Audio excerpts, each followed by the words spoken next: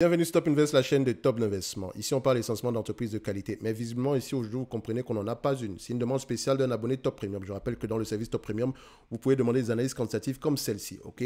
J'ai déjà parlé de TWI précédemment. Je ne sais pas pourquoi on me la mentionne encore ici aujourd'hui. Donc, sans doute ici, il a peut-être vu quelque chose d'exceptionnel. Du point de vue peut-être qualitatif, mais du quantitatif ici, ça nous permet de poser les bonnes questions quand on va lire les rapports financiers. Pour le moment, ici, on regarde d'abord l'historique de ce genre de business-ci. Je rappelle que le lien vers le service Top Premium est dans la description de cette vidéo et c'est uniquement dans ce service-là que vous pouvez demander des analyses quantitatives uniquement. OK? Donc, plus d'autres éléments derrière. Maintenant, vous voyez ici que TWI, on vient d'où en fait?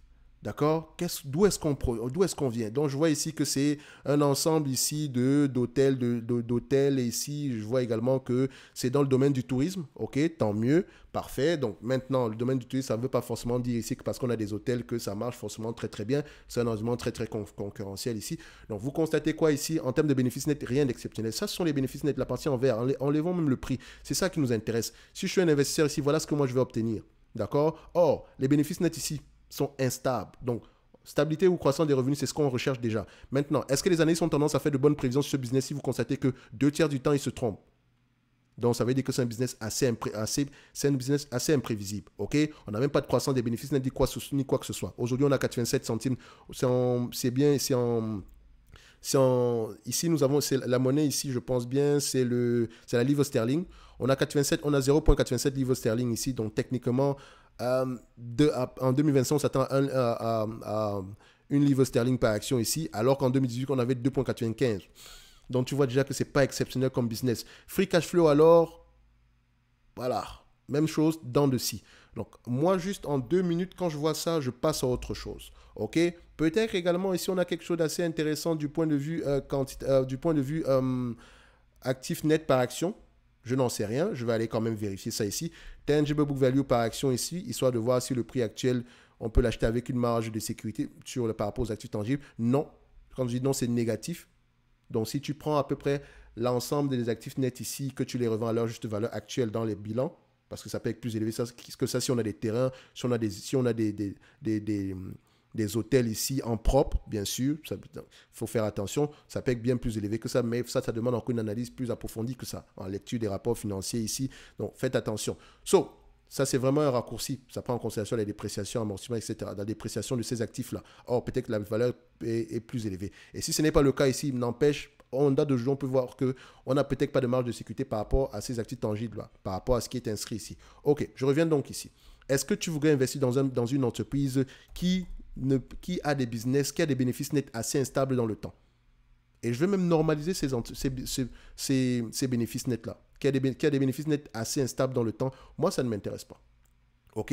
Avant la pandémie, ce n'était pas fameux. Après la pandémie, je ne sais pas où est-ce qu'on s'en va, mais pour le moment ici, l'entreprise essaye de se relever. Donc, il n'est peut-être pas étonnant de voir à peu près le prix actuel. Maintenant, si on prend en considération les revenus rapportés à peu près sur les 10 dernières années, en médiane, 122 millions.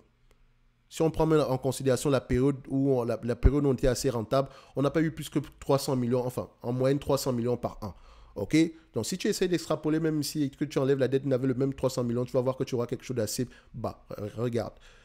Au plus haut ici, quand on avait 300 millions. C'est un business ici, on ne va pas payer plus de 15 fois les bénéfices ici. D'accord? Vu le niveau d'endettement ici, vu le type d'entreprise qu'on a présentement, il faut faire attention. Donc, on a une dette nette de combien en date d'aujourd'hui? Dette nette aux alentours ici de 2 milliards 170. Donc, moins 2 milliards 170. Je rappelle ici que ça, c'est en euros. Faites attention. Or, je dois mettre ici en livres sterling. Donc, il faudrait que j'aille convertir encore une fois. Donc, pourquoi ne pas le faire ici directement? En livres sterling, ça va donner quoi? En pound. British pound ici, boum, on met ça. La dette nette ici en pound, ça va donner quoi? Dette nette ici en pound, ça donne combien? OK. Donc, on revient faire nos calculs ici. Donc, si je prends ça ici en pound, on aura à peu près aux alentours de... ici, le normalize, hein, on aura... Voilà, je vais changer ça. Ça n'a pas trop changé. Pound, ici, on aura quoi? OK. Donc, c'est-à-dire qu'en médiane, ici, à vue d'œil, on sera à 200... Voilà, à peu près 270 millions de livres sterling. D'accord? 270. 15 fois les bénéfices. Moins la dette nette, en livres sterling, bien sûr, pour faire simple. Ici, 1,870 moins 1,870 et encore, j'espère que ça ne prend pas en considération les loyers. D'accord, donc c'est encore à aller vérifier. 2,180 le nombre d'actions ici, pas besoin de convertir le nombre d'actions en livres sterling. Ça n'a pas besoin. On a à peu près un nombre d'actions qui augmente. Encore un autre drapeau rouge. 323 millions d'actions. 323. Donc 323. Donc même en prenant la médiane de ce qu'on obtenait quand on rapportait beaucoup d'argent, d'accord, moins la dette nette actuelle, en prenant en considération le nombre d'actions actuelles, on a à peu près quelque chose en tout de 6,114 livres sterling.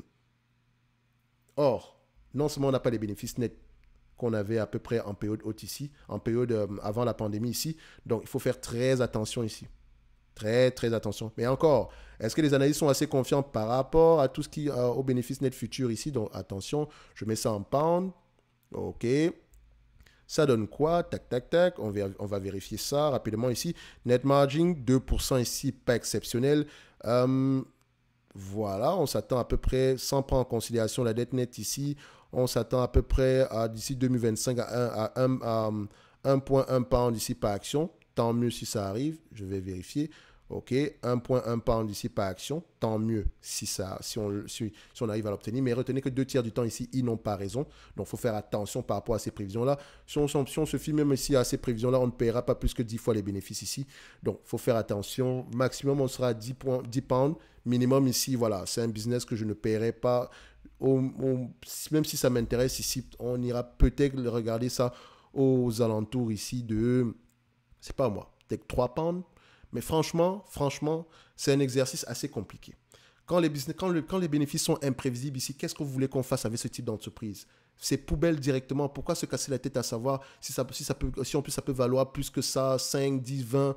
On ne se casse pas la tête, on passe à autre chose directement. Si Tweet t'intéresse, franchement, regarde autrement, regarde ailleurs. Il n'y a rien d'exceptionnel ici.